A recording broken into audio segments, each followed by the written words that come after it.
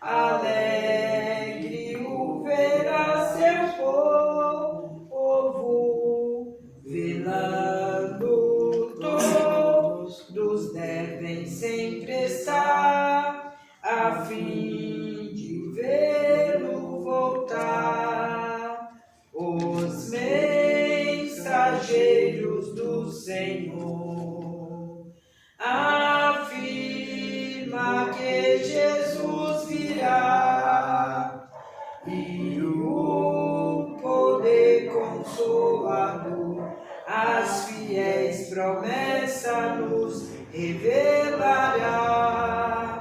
Muito breve, sim, Jesus virá, alegre o verá seu povo, velando todos devem sempre estar, a fim de vê-lo voltar. Ó gozo sem comparação, no dia do teu Salvador, com a muito grande multidão, subiremos ao encontro do Senhor. Muito breve, sim, Jesus virá, alegre ouvirá seu povo, velando todos devem sempre estar, a fim de vê-lo voltar. Bem-vindo seja meu Senhor, em tua gloriosa luz, e a nossa fé terá valor. Nós dizemos: ora vem, Senhor Jesus. Muito breve, sim, Jesus virá, alegre o verá seu povo, velando todos devem sempre estar, a fim de vê-lo voltar.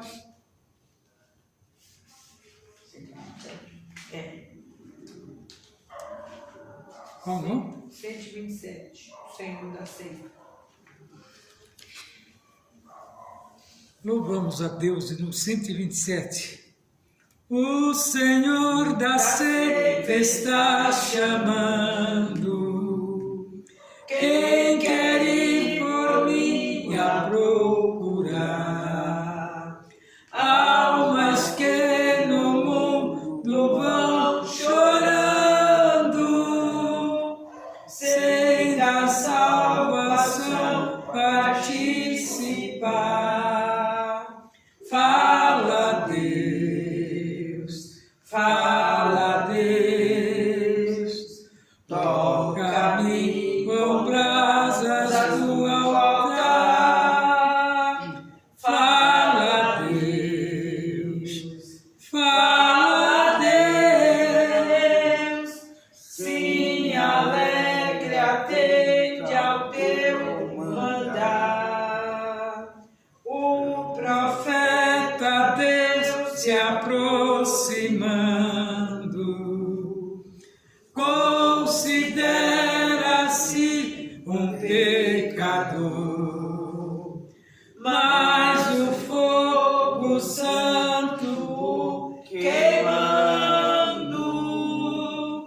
torna útil para o seu Senhor.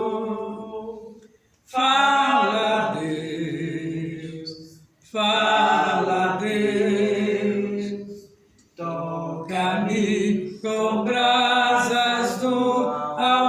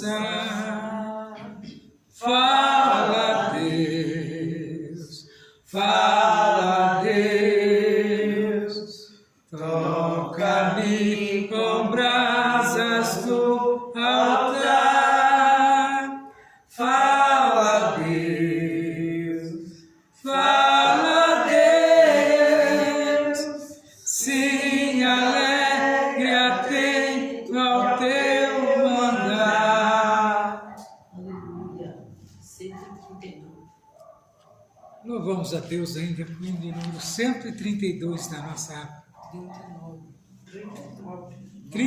139. Já o Filho de Deus é descido do céu, a obra perfeita na cruz consumou, e ali sua carne rasgada com véu, vivo caminho para o céu nos consagrou.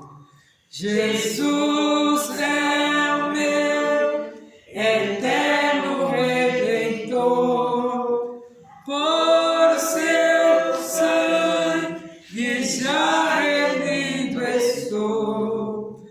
Deu-me paz, poder consolador, vivo contente, pois Ele me amou.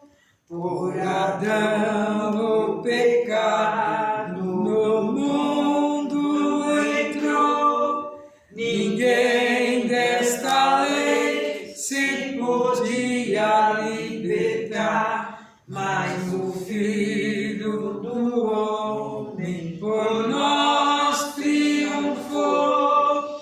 Nele podemos do mal ressuscitar.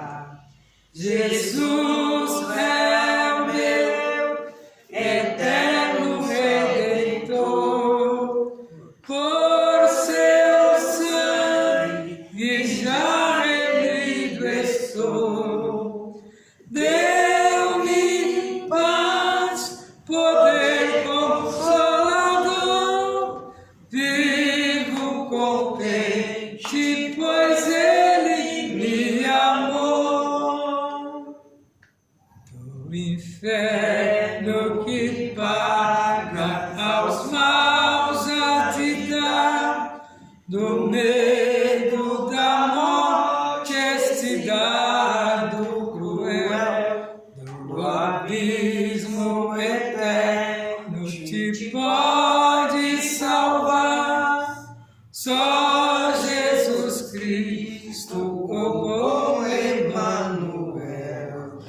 Jesus é o meu eterno Redentor, por seu sangue já remido estou. Deu-me paz, poder consolador, vivo contente, pois Ele me amou. Bem alegre buscamos a pátria de amor, a qual Deus no céu para nós preparou, onde sempre veremos o nosso Senhor, Cristo Jesus, que do mal nos libertou. Jesus é o meu eterno Redentor, por seu sangue já remido estou. Deu-me paz, poder consolador, vivo contente, pois Ele me amou. Graças a Deus, já temos louvado a Deus com os louvores da harpa. Vamos estar agora meditando na palavra de Deus, que se encontra no livro de Amós, capítulo 3, a partir do versículo 1. Livro de Amós, capítulo 3, a partir do versículo 1. Diz assim a gloriosa palavra de Deus. Ouvi esta palavra que o Senhor fala contra vós, filhos de Israel, contra todas as gerações que fiz subir da terra do Egito, dizendo: de todas as famílias da terra, a vós somente conheci. Portanto, todas as vossas injustiças visitarei sobre vós. Agora pergunto, andarão dois juntos se não estiverem de acordo? Bramirá o leão no bosque sem que tenha presa? Levantará o leãozinho no covil a sua voz se nada tiver apanhado? Ou cairá a ave no laço em terra se não houver laço para ela? Levantar-se-á o laço da terra sem que tenha apanhado alguma coisa. Tocar-se-á a buzina na cidade e o povo não estremecerá. Sucederá qualquer mal à cidade e o Senhor não o terá feito.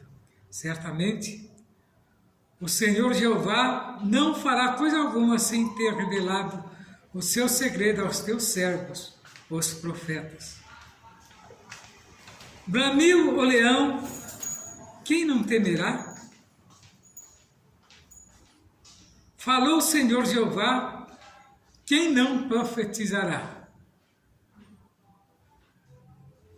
Fazei ouvir isso nos palácios de Asdod e nos palácios da terra do Egito, e dizei: ajuntai-vos sobre os montes de Samaria e vede os grandes alvoroços no meio dele, e o oprimido dentre dela. Porque não sabem fazer o que é reto, diz o Senhor, entesourando nos seus palácios a violência e a destruição. Portanto, o Senhor Jeová diz: assim, o inimigo surgirá e cercará a tua terra, e derribará a tua fortaleza, e os teus palácios serão saqueados. Até aqui. Nós vemos aqui Deus visitando Israel, a qual lhe tirou da terra do Egito, com mãos firmes e fortes para servir. Mas o agradecimento de Israel foi simplesmente virar as costas a Deus. E o incrível, que Israel sempre, a tendência deles era se virar contra Deus, uma espécie de uma vingança, né? Sem fundamento, que Deus só queria o bem de Israel. Não foi Deus quem colocou eles no Egito, eles por si só foram. E Deus cessou de falar com eles. Por mais de 400 anos, Deus não falava com o povo de Israel, por causa da sua própria negligência. Olha aqui como que Deus é longânimo, né? Como Deus é fiel nas suas promessas. Deus ficou esse tempo todo sem visitar, e não fez lembrar eles dos erros deles, simplesmente reatou novamente como se nada houvesse acontecido. E eles não tomou aquilo para si. Porque Israel era assim, eles passavam a geração e esqueciam do que os antepassados tinham feito. Mas porque era um povo soberbo. Observa que a lei foi dada a eles para ensinar eles no deserto, que era muita gente, viviam de qualquer maneira, e Deus tinha que agora colocar eles num parâmetro. Deus não queria tratar eles como gado, porque o gado você trata, né? É na base do ferrão, mas Deus não queria, Deus queria tratar eles como gente. E eles não acatavam as ordenanças de Deus. Vocês vão escrever um exemplo? Daquela geração que saiu do Egito, só 4 entrou na terra prometida. Daquela geração que Deus tirou de lá, 4. É muito pouco, né? Então era um povo difícil, de serviço dura, né? E Deus continuava ainda a abençoar esse povo. E veja aqui, até Amós já tinha se passado muito tempo, e eles continuavam ainda, né, com os pensamentos das coisas do Egito. E Deus aqui bramou de uma maneira que iria castigar por causa das suas maldades, dos seus vícios, né? E o anúncio de Deus, anunciando o castigo, que Deus avisava: olha, se vocês não se arrepender desses caminhos, eu vou vir, né? E vou puni-lo. Aí mais que eles saíram do propósito. Deus colocou os juízes para corrigir, colocou os reis, os profetas, eles pouco, se lixavam para o que os profetas diziam. Então o que Deus fazia? Deus vinha com mão pesada, usava, os próprios inimigos para judiarem do povo de Israel.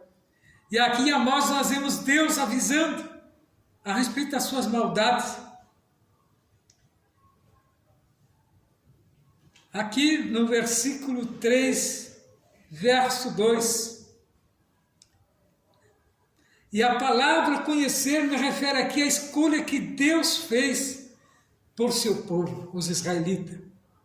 E levantaram objeções e mensagens de Amós por acreditarem que Deus não os castigaria. Era, afinal de contas, seus eleitos, chamados, redimidos por ele. Então eles erravam e achavam que não merecia a punição de Deus, porque eles eram redimidos, eles eram remidos por Deus. É o que nós vemos muitos, dentro da igreja hoje, porque ele tem determinado cargo, ele acha que ele é inatingível. Porque ele presta um louvor a Deus, os seus atos, fora dali, Deus não vai cobrar, mas Deus vai. Eu conheço determinado irmão que as suas práticas não condizem, mas agora fica sem entender como os pastores, os obreiros, não acatam aquilo que os familiares vão levar dele diante da igreja. Como é possível? Eles passam pano por cima e ele continua nas atividades. São coisas horrendas que não dá nem para falar, dos atos desse determinado irmão. E já faz tempo que ele está nessa atividade.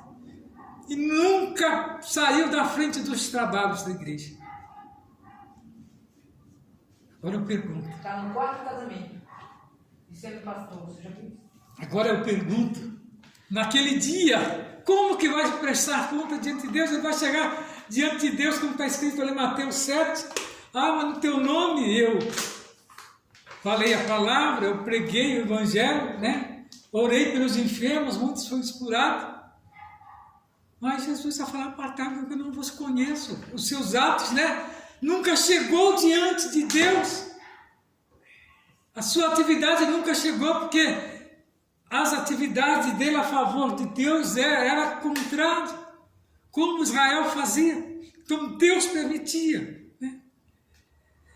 que eles achavam que porque eles eram escolhidos de Deus, então eles podiam fazer o que bem entendia, que agora Deus tinha dado o testemunho deles. Mas é aquilo, quando Deus escolhe alguém, a punição vem mais pesada. Eu, quando estava fazendo teologia, que já estava no 3º ano, eu lembro que o professor chegou e falou assim: vocês agora são diferenciados. Vocês têm agora que prestar conta para Deus mais coisas, porque vocês foram esclarecidos. Muitas coisas da Bíblia que estavam obscuras. Então, quanto mais você conhece entendimento, tem mais cobrado de você. Então, não é igual, como muitos falam, ao pastor lá. Eu sou igual a qualquer um membro da nave da igreja. Mentira, engano. Ele está se enganando a si mesmo.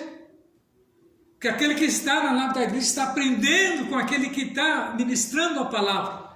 Então, a cobrança vem dele. Pode ver que sempre nós falamos assim, aquele que ministra a palavra. Primeiro ela passa por mim, e é filtrado por mim para depois chegar lá na nave da igreja. É a mesma coisa que Israel fazia. Por eles ter escolhido e Deus falar com eles, achavam que eles podiam fazer o que bem quisessem. E depois eles prestavam lá um culto de holocausto e agradeceriam a Deus e era perdoado.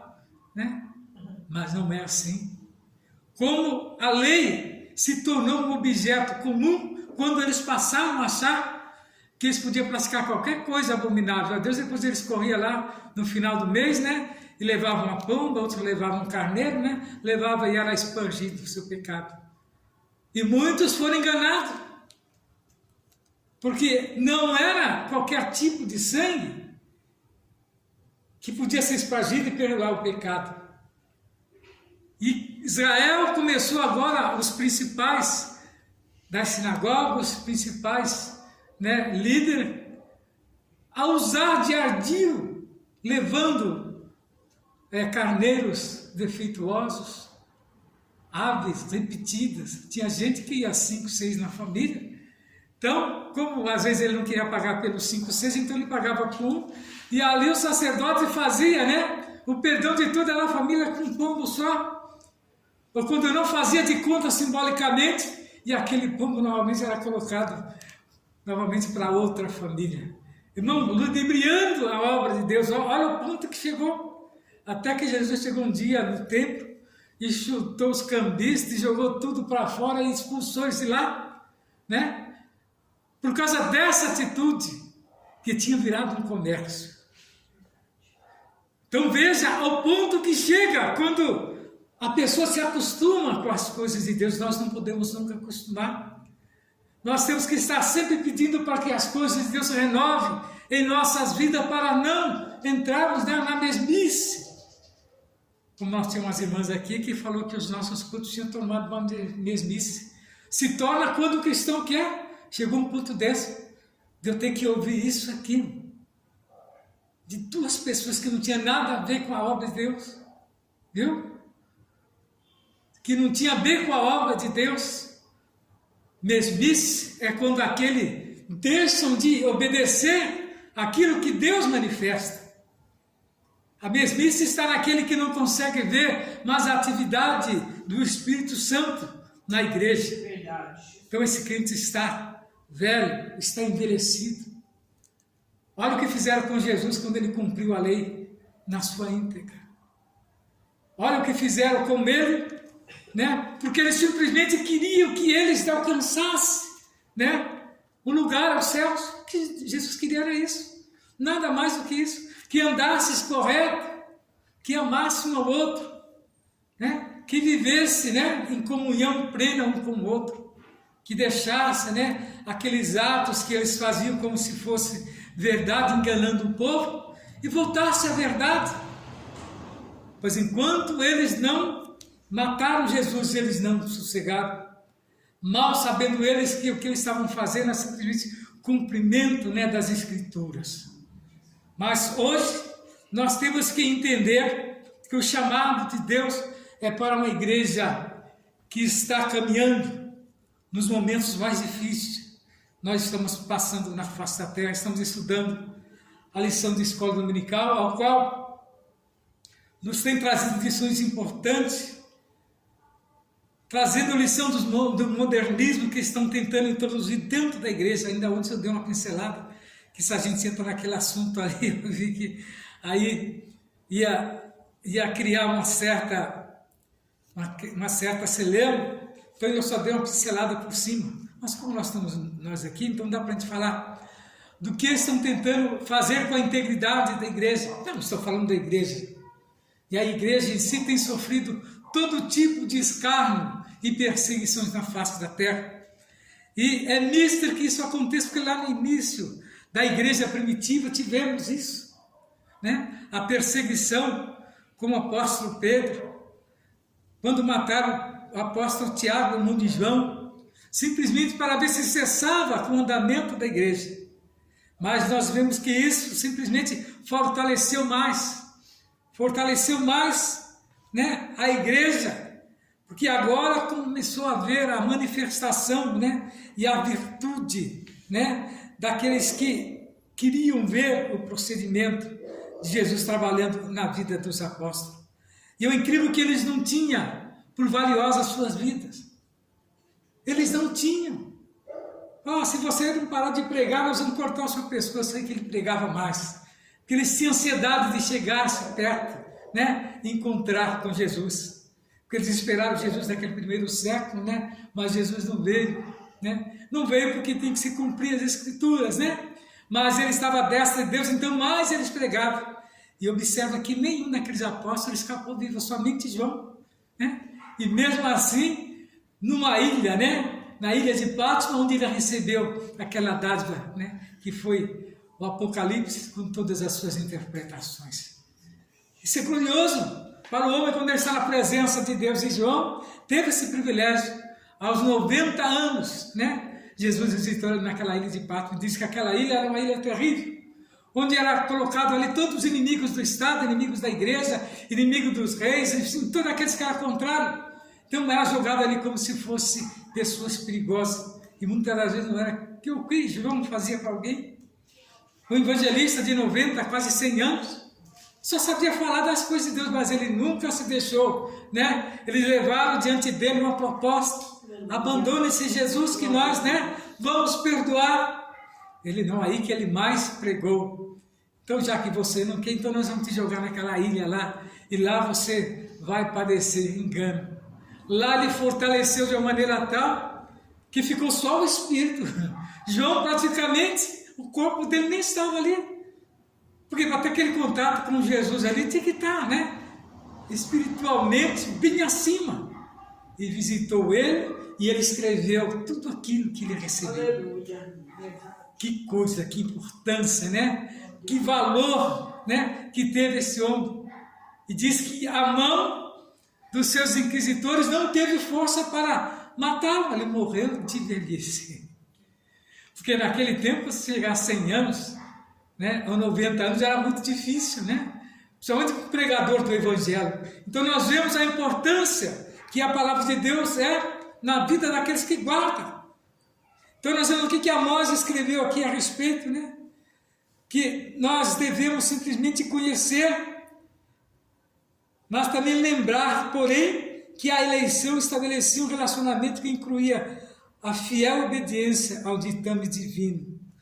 Então, não adianta simplesmente uma vez só você crer que Deus é sublime, mas uma vez que você professou e tem Ele como base de vida, então em todos os momentos você tem que professar, né, que Ele é o Deus da sua vida. E ele continua escrevendo aqui: andarão dois juntos se não houver comunhão? Então nós vemos que nenhuma comunhão genuína pode existir entre duas pessoas no terreno espiritual, a não ser que ambas concordem entre si quanto a verdades fundamentais. Não adianta eu professar a Deus igual a dificuldade que tem um casal que um professa uma coisa, né, e outra coisa. Haverá comunhão? Não, porque não tem como o Espírito de Deus operar, é uma união desigual.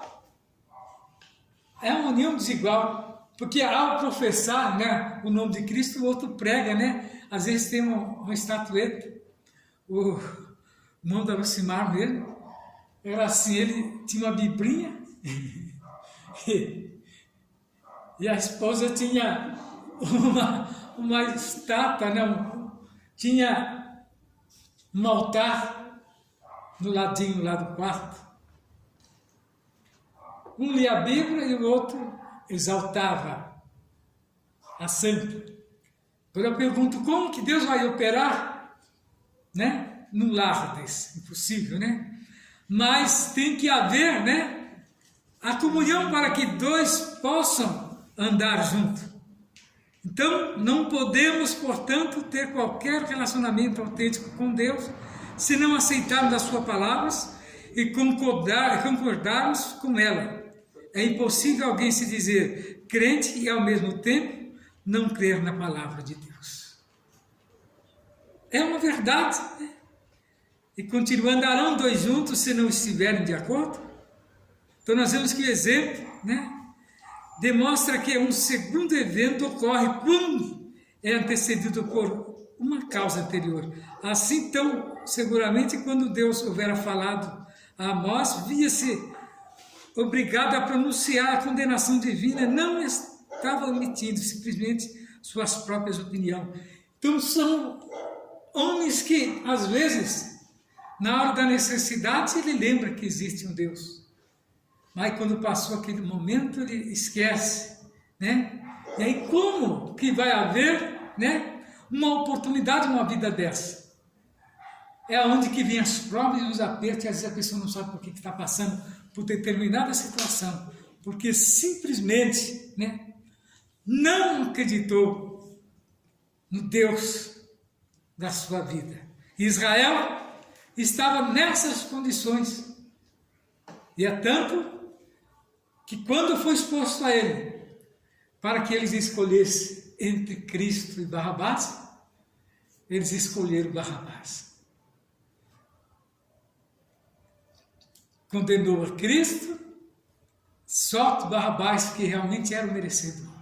Então, nesta noite, prezados irmãos em Cristo, eu deixo essa palavra que vai de encontro ao coração dos ouvintes da palavra de Deus, crendo que vamos dar crédito àquilo que o Senhor tem nos proporcionado, pois é melhor, né, nós guardarmos a palavra do que irmos contra ela.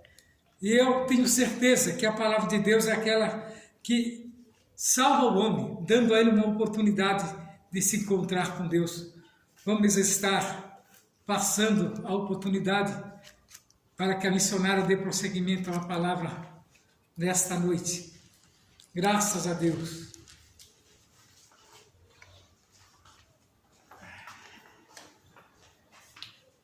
Eu saúdo os irmãos com a paz do Senhor. Amém. Graças a Deus por esta vitória que Ele tem nos dado de estarmos neste culto para glorificar e exaltar o nome do Senhor. Nesta noite está o meu neto aqui, o Nicolas, ele disse que quer ler uma palavra, né? Sentiu de ler uma palavra, Nicolas está com a oportunidade. Amém.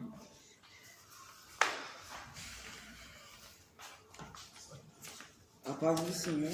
Amém. Bom, eu irei falar sobre Jó,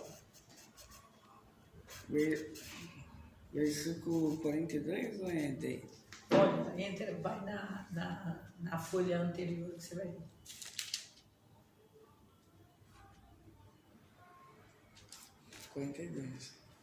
Versículo 42, verso 10, que fala: E o Senhor virou o cativeiro de Jó, quando orava pelos seus amigos.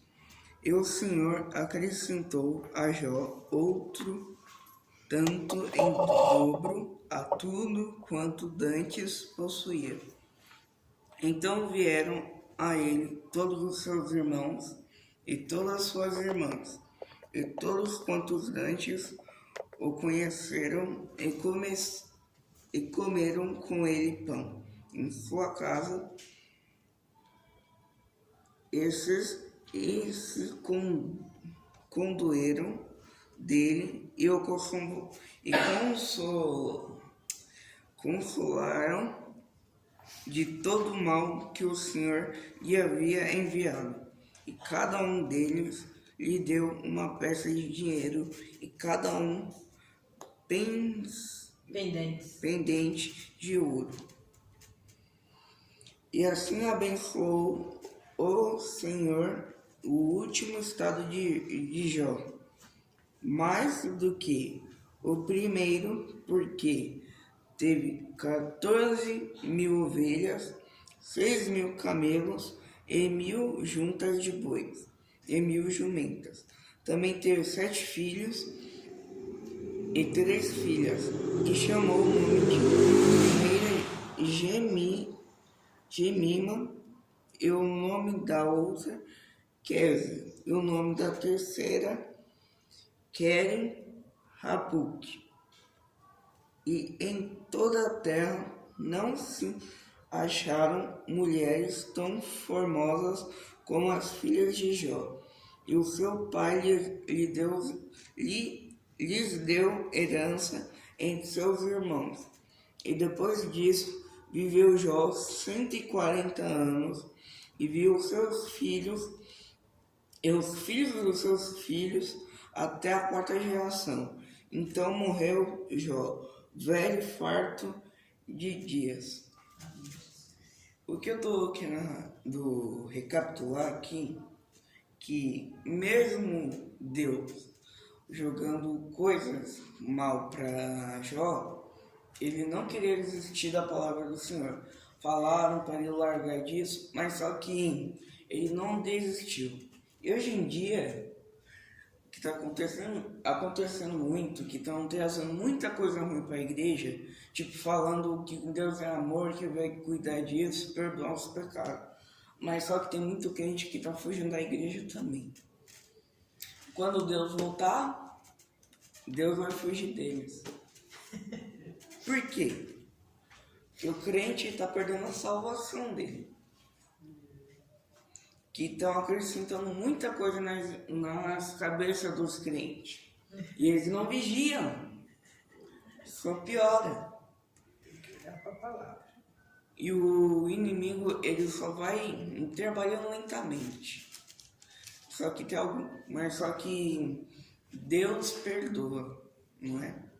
Só que também a pessoa também tem que querer a salvação. Só.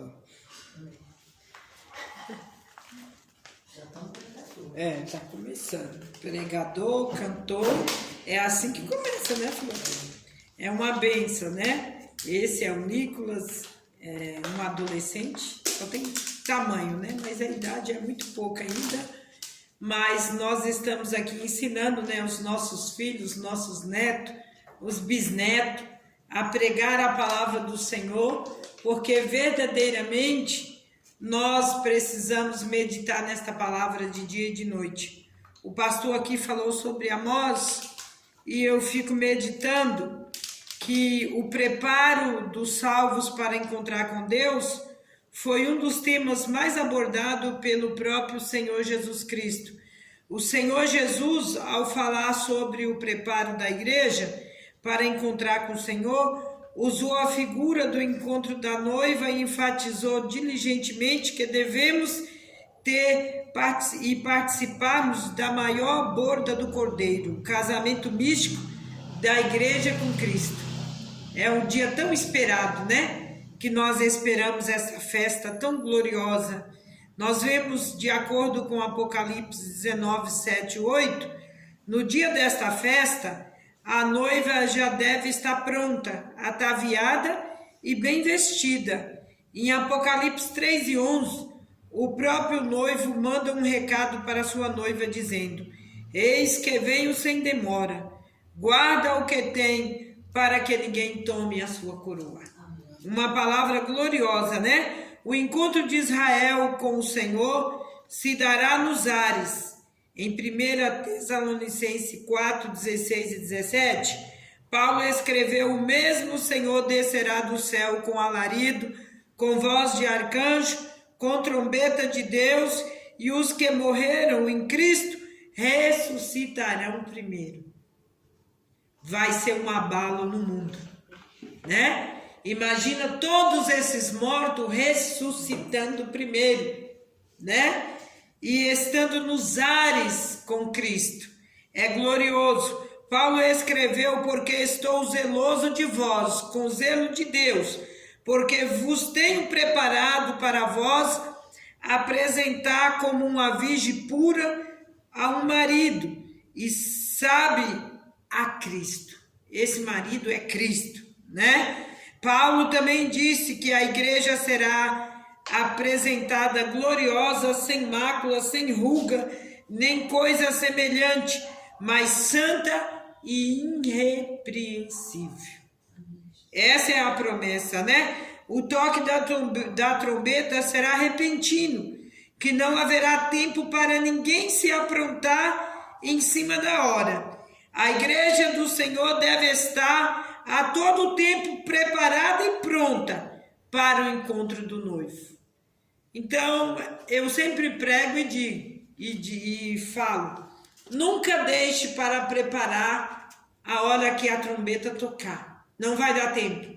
É como as virgens loucas, né? Que ficou embaraçada sem buscar o azeite para as lamparinas, e quando o noivo chamou, elas queriam que as outras 5 doassem o azeite, e não foi possível. O noivo abriu a porta, adentrou aquelas que estavam preparadas, e as loucas ficaram do lado de fora. Assim será também no arrebatamento. Aqueles que estão preparados será sugado como um imã pelo Espírito Santo dessa terra. Porque o veículo que vai nos levar até Jesus é o Espírito Santo. E se a pessoa não estiver de acordo com o Espírito Santo, ele vai ouvir esse toque da trombeta? Não vai. Ele vai ser atraído pelo Espírito? Não, porque ele está somente numa carne só. Então é necessário que nós possamos sacrificar a nossa carne, santificar as nossas vidas e apresentar diante do Senhor preparados para este arrebatamento. Eu quero nesta noite ouvir também a missionária Filó, que é um prazer imenso a serva do Senhor estar neste culto conosco. Nós vamos ouvir agora, irmã Filó.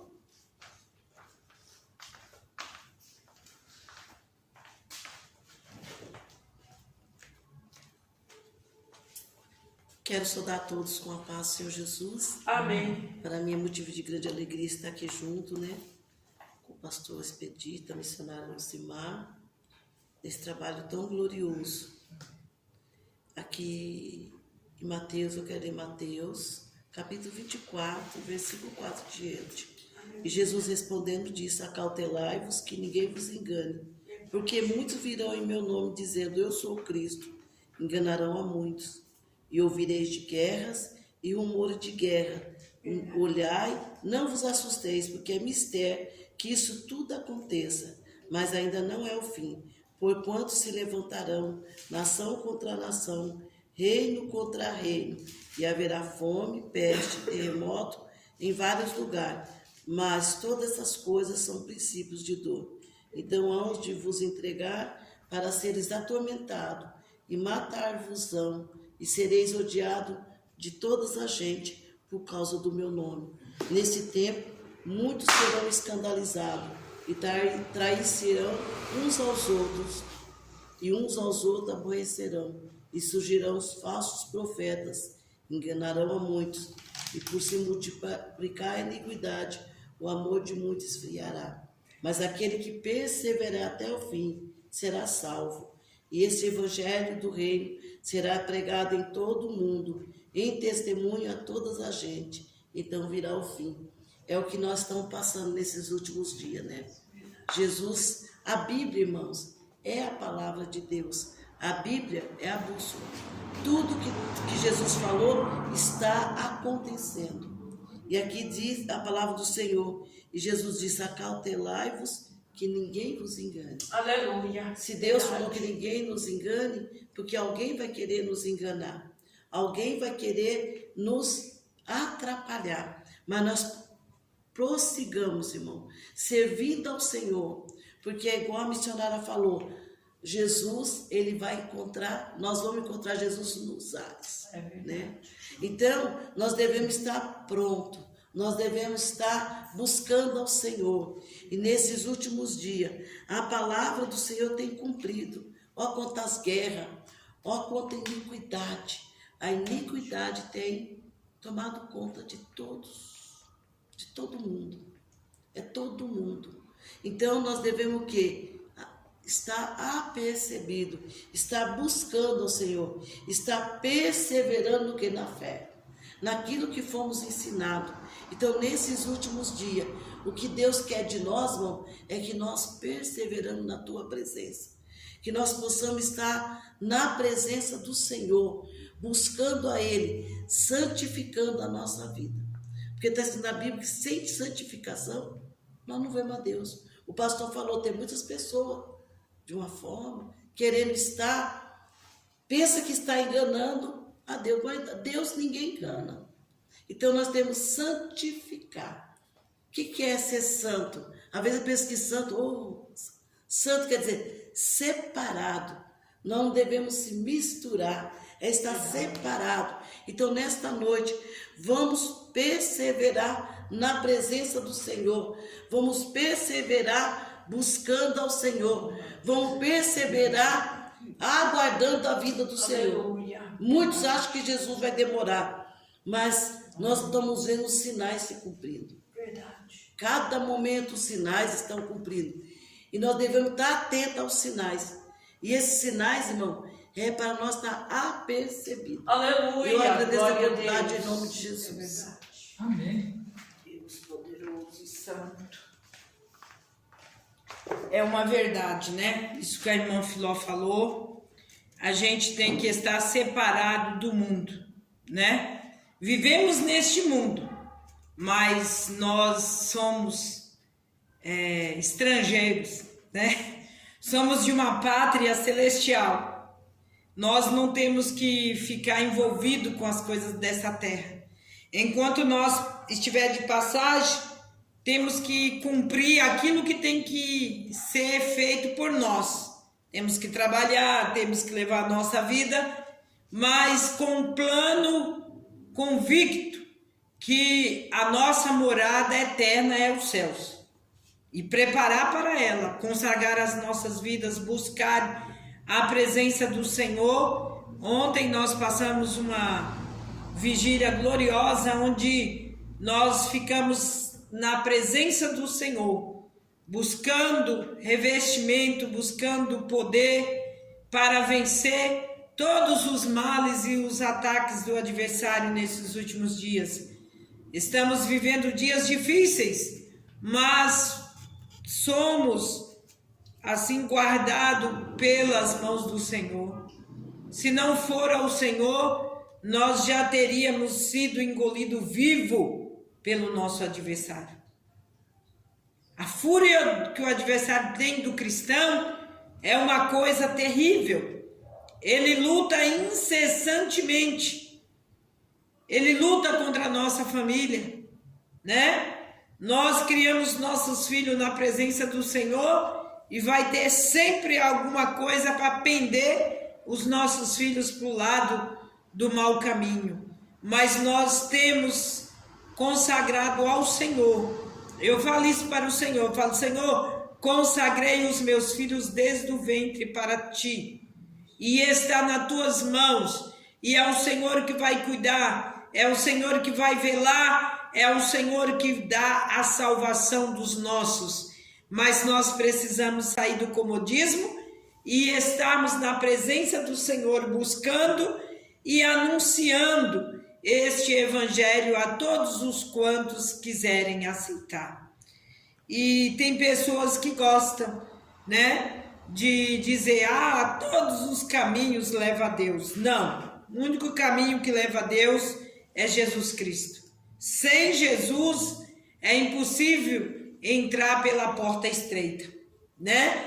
Com a ajuda dele é glorioso, é maravilhoso nós caminharmos, mas sem ele não podemos. Ele é a ponte que nos liga até a Deus, né? Se Jesus não tivesse morrido na cruz do Calvário, os nossos pecados não seriam apagados e nós não teríamos ganhado esta salvação tão gloriosa, tão maravilhosa que recebemos da parte de Jesus Cristo. E nesta noite nós professamos esse Cristo ressurreto que tem poder de salvar, que tem poder de libertar, que tem poder de transformar a vida. Quantas vidas que chega na presença de Deus de uma forma e o Senhor vai lapidando, vai transformando, e quando você vê, está um instrumento nas mãos do Senhor para falar a palavra, para louvar a Deus, para adorar a Deus. É algo glorioso a transformação que Jesus dá na vida daqueles que o aceitam e na vida daqueles que obedecem a sua palavra. E esta palavra nós temos que meditar nela de dia e de noite, para ter ela gravada na tábua dos nossos corações, para não pecarmos contra esta palavra que nos ensina tudo. Eu acho uma coisa inadmissível quando uma pessoa diz que tem que corrigir a Bíblia. A Bíblia é o livro mais atual da face da terra. Você abre em Gênesis, vai até Apocalipse, está tudo novo aqui. A Bíblia relata tudo que está acontecendo, que vai acontecer. E as pessoas querem, porque tem que renovar. E tem uns que é mais atrevido ainda. Eu já deparei, já fui pregar para a pessoa e a pessoa disse, olha, quem escreveu foi homem. Foi homem que escreveu. Eu digo, foi homem. Mas homens inspirados pelo Espírito Santo de Deus. Homens com a autoridade da parte de Deus para professar a verdade. E tanto que esta palavra é verdade, que ela vai até a divisão da alma entra nas juntas, nas medulas, esmiuça o coração do homem e transforma para a glória do nome do Senhor. E como a pessoa pode dizer que essa palavra é ultrapassada?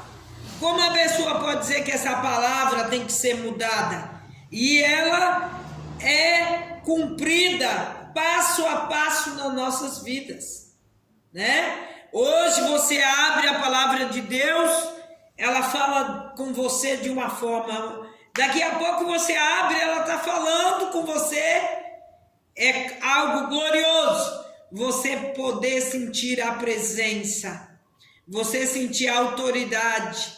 Eu estava vendo um testemunho, igualzinho da harpa, tem pessoas que desprezam os hinos da harpa, eu amo, como eu amo os hinos da harpa. Os hinos da harpa, ele consegue entrar no meu ser, limpar, transformar, me dá alegria, me dá gozo de salvação. É algo de glorioso.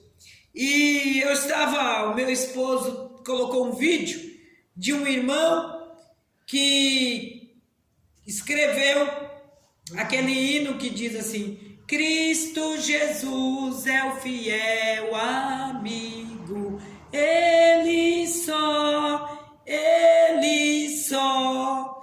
E ele contando como que ele compôs aquele hino. Que coisa gloriosa.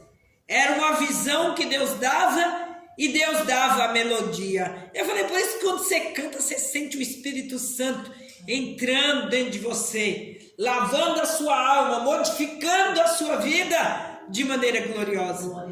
E aquele hino: se o inimigo tenta combater, se estás em trevas e não tem poder, que a gloriosa luz de Deus fulgure em ti e será feliz assim. Deixa penetrar a luz, deixa penetrar a luz. Parar por aqui que minha garganta tá uma besta, né? Vigília.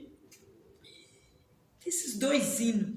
E ele contou. E ele contou que quando ele escreveu esse hino, Deixa Penetrar a Luz, ele estava no monte orando com os irmãos.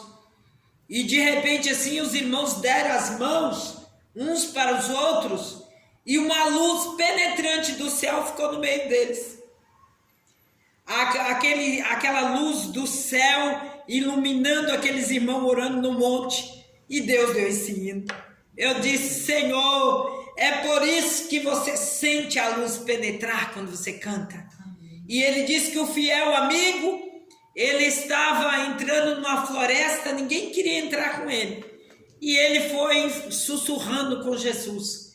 E ele dizia assim: Jesus, ninguém quer entrar na floresta comigo, mas eu vou entrar. Aí Jesus deu esse hino, fiel amigo.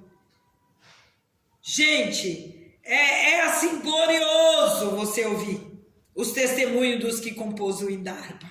Eram homens que estavam com a boca no pó e recebia direto do céu. Como vamos desvalorizar? Como vamos desprezar algo de tão precioso que foi conquistado com oração, com jejum, com consagração, né? Pode abandonar quem quiser, eu fico. Eu fico no meu coração e quando eu oro, quando eu canto, eu sinto o céu se abrir e a glória de Deus descer, porque a palavra do Senhor, ela é bem clara. Quando nós estamos no centro da vontade dele, ele opera em nossas vidas com seu poder e com sua autoridade. E é glorioso quando nós entramos, né, nesse estreito. A irmã Frida também tem hinos gloriosos. E a irmã Frida, ela adentrava na floresta amazônica e não tinha nem o que comer. Aquela irmã pegava banana verde, cozinhava para se alimentar com sal, para fazer a obra de Deus ali. Mas também quando aquela irmã cantava, algo acontecia. Então, para nós ser cheios do Espírito de Deus, precisamos estar na presença dele, buscando, crendo e vivendo. Meu neto aqui falou de Jó, né? A Deus permite as provações em nossas vidas, e Jó foi tirado tudo, mas Deus deu tudo em dobro e do melhor, né? Porque de Deus é o ouro, a prata, tudo pertence a Deus. E quando Deus quer nos abençoar, Ele envia pessoas para nos abençoar, Ele envia vidas para nos abençoar, porque verdadeiramente nós estamos buscando um Deus rico, um Deus dono do ouro e da prata, um Deus que sabe o que nós necessitamos. E Deus deu testemunho de Jó para Satanás. E eu creio que nos dias de hoje também Deus dá testemunho de nós. E é por isso que o furor do inimigo contra as nossas vidas é muito grande. Porque tem um que testifica de nós. Tem um que defende as nossas vidas com seu poder e com a sua autoridade. E se nós bem pensar, nós vamos vigiar mais, orar mais, ler mais, aprofundar mais dentro da palavra, para nós obtermos as grandes vitórias. Nós vamos terminar este culto agradecendo a irmã Filó por ter nos prestigiado, né, com a sua presença nesta vigília que passou, neste culto de hoje. É muito bom a gente cultuar com aqueles irmãos que a gente andou muito tempo, né, sobre esta terra. Vamos estar agradecendo e colocando em oração o caderno, apresentando as necessidades de cada vida, de cada irmão que necessita da vitória do Senhor Jesus. Por isso aqui. Amado e eterno Deus, neste momento, Senhor, nós apresentamos esse caderno de oração, porque o Senhor conhece a necessidade dessas vidas que necessita do teu alcance, que necessita do milagre, que necessita da tua mão gloriosa, afastando, Senhor, todo o mal, toda a fúria do inimigo, todo o impedimento, toda a enfermidade. Nós, nesta noite, cremos no milagre que vem das tuas mãos, poderosas e fiéis, para nos conceder vitória. Alcança, Senhor, cada ouvinte que ouviu, Senhor, esta palavra nesta noite. Toca nos corações, movendo, transformando, mudando, porque Tu és um Deus bondoso e amoroso para conosco. Nós Te agradecemos hoje e sempre. E o pastor vai dar a bênção.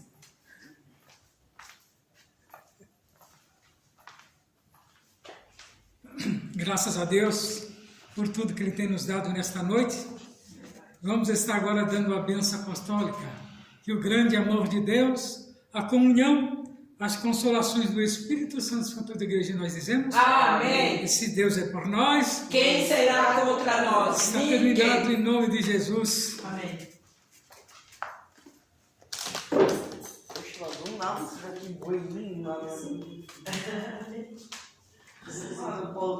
Nada, menina, eu tirei um saco desse tamanho de lixo de folha. Que dá uma limpa lá em cima. Eu falei, o que eu vou ter